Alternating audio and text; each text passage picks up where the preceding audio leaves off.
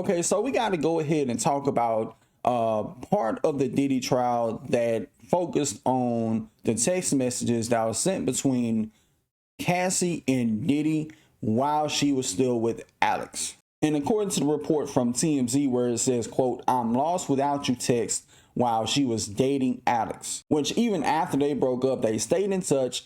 And while she was dating her now husband, Alex Fine, her and Diddy had consensual sex after he raped her, citing the last time that they had a sexual encounter was September 27, 2018, after she alleged that Diddy raped her following a breakup dinner, and after the following day telling Diddy that she had a great time with him. In some transcripts from messages between them both in October 2018, Diddy had told Cassie he was going to fall back, but she could call him whenever she needed him, with Cassie responding, "I'm lost without you." In another text, Diddy told Cassie she's his ride or die always and one of the greatest women in the world, with Cassie replying to that message blew my mind a bit, and she told him, "I don't hate you, I never have." And in a separate exchange, Cassie told Diddy, "I wouldn't be at the beautiful point in my life if I hadn't been with you."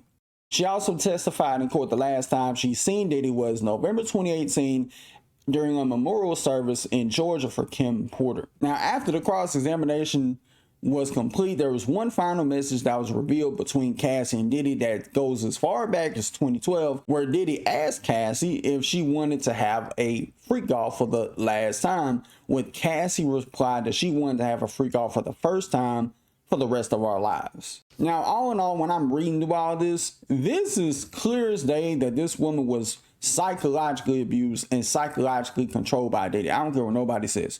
Like, I'm reading through this. This is something where somebody will see the good in somebody, no matter how awful they are, no matter how evil they are, no matter how much of a monster they are.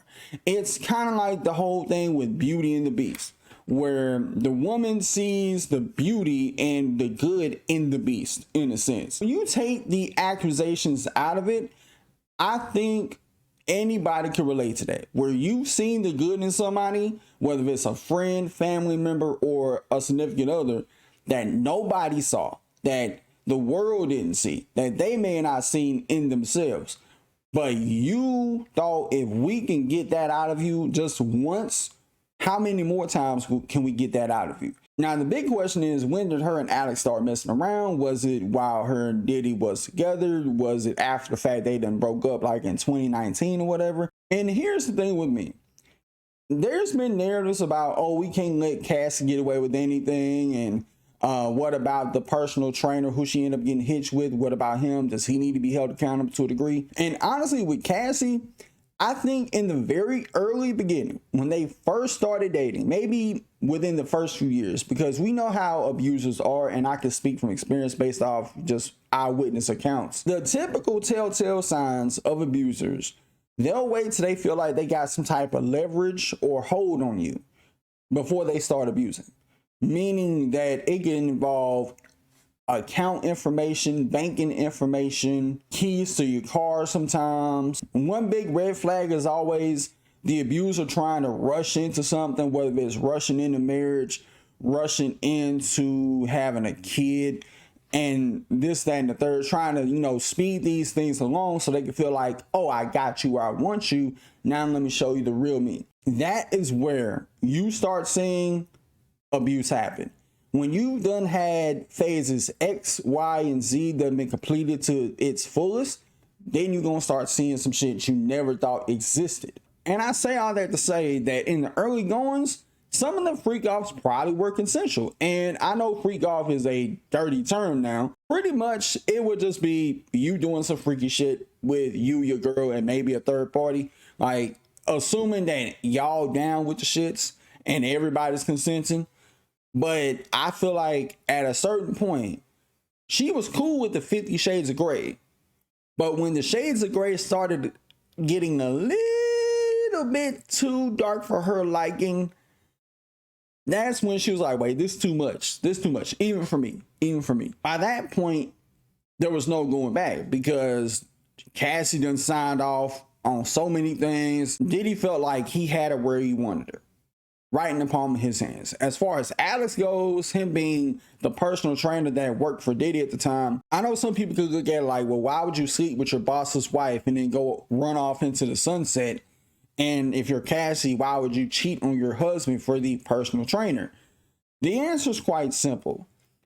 Sometimes when life has you by the balls, or when you feel like there's no escape from this situation, I can't leave because this man's threatening to kill me, or if it's a man who is in an abusive, toxic relationship with a woman and he feels like, damn, this woman has access to all this other shit, and there's this third person that can come in that can be my ticket out if I just, start dating and fucking with her. Best believe people gonna cheat. And in a case like that where you're being abused, I would condone cheating if that person can get you out of that situation. Fuck it. Like, even though I don't condone it at all, it's not right. But if you getting abused and you're left with very little options, fuck it. Fuck it. I don't even think you can count it as cheating, honestly. Like, because whose feelings are getting hurt? Nobody's feelings is getting hurt. The abuser's feelings ain't gonna get... Like, why would you care about hurting the abuser's feelings? I wouldn't care. So in a case like that, I really cannot blame Alex and I cannot blame Cassie for, stealing your boss's wife or cheating on your husband because you feel like that's your only ticket about there. Well, fuck it. What other options you got? You either stay there, leave and die a martyr, or what? Like, it's literally no options. It's the nuclear button. You have a nuclear launch code you don't want to use, but you have to win the war type shit. Like, I'm sorry. Like, it is what it is. And I'm already knowing people gonna look at the TMZ headline and not use a little bit of common sense to read the article, because that's the bare fucking minimum to do, and not just go off a headline, you fucking idiots. But sadly, we live in a world where people are absolute morons on Twitter. But all in all, I think this is a terrible, wild situation. But y'all let me know what you think about this in the comments below. Till next time, I'll see y'all in the next video. Peace.